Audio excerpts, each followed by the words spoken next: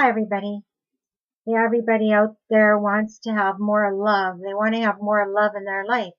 First of all, they might want to have a girlfriend or a boyfriend, but most of all, they want to have love. They want to have love from their parents. They want to have love from their children. They want to give love. They want to receive love. They want to love their neighbor. Okay? So what's the big problem? Well, I can tell you what the problem is because I've been thinking about it here for weeks. The problem has to do with trust.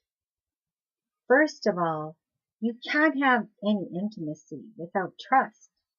Okay, you first have to be able to be vulnerable to sharing some intimate detail about yourself. But most of all, you want to be able to trust the person that you're going to be with. So what you can do is send out some feelers, especially if you're on a first date. So what you want to be looking for is honesty, somebody that actually tells the truth, that's verifiable.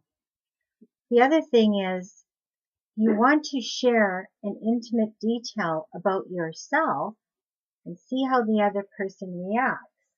Are they actually interested? Do they show genuine interest in what you have to say? Or are you having a one-sided conversation where the person just wants to tell you all about themselves, but they don't really want to know anything about you? That's not really a good sign. So the first thing we have to do in all of our relationships is we have to learn how to trust one another. We have to be open. That means expose ourselves to someone breaking our trust, even if it's just a little thing. And what that means is if you are open, you're open to somebody, you're open to having your trust broken by sharing an intimate detail, for example, it means you're opening your heart. You're open to the idea of love. You're openly receptive to receiving, okay, feedback from what you're giving. Okay, so for example, if you share an intimate detail about yourself, like for example, you might say something like, well, there's something about me that is a negative, is that I'm really afraid of heights. And the other person might think, wow, gee, that's just terrible. It must be awful having to live with fear of heights. And the other person, another person you're dating might just sort of slap it off and instead of acknowledging what you said, they might jump all over it and just go, oh, well, I'm afraid of snakes, that sort of thing.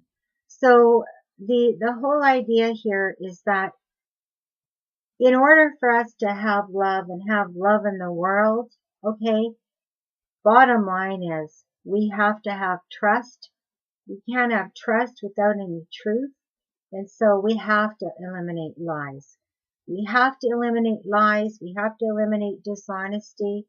And one of the best ways to do it is, let's just say that we do spot a lie or we do notice a lie, and we want to do the right thing, right?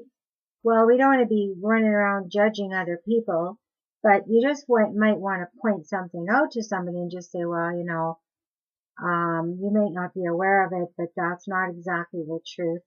And give them a link, show them where the truth is so that they can either take their video down or they can make an amendment with some, script over the top of it or that sort of thing. But I do think that at the basis of all of our relationships, every single one of them, we have to have trust. And we have to teach our children that lying is not acceptable. The best way to teach your children that is to set a good example. Do not lie to one another. Do not accept lies. Do not tell lies. Just don't have a house full of lies. And you'll have a way, way better relationship. You'll have a better family, because most dysfunctional families are families that create psychopaths or families that create narcissists or people with some sort of personality disorder or mental illness. actually, at the basis of it all is that their trust was broken somewhere along the line, just shattered it completely.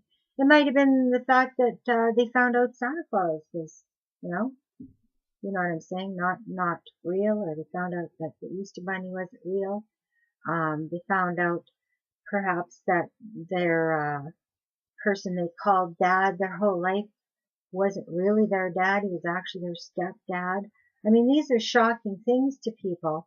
And it's not the actual detail. It's the fact that the trust was broken.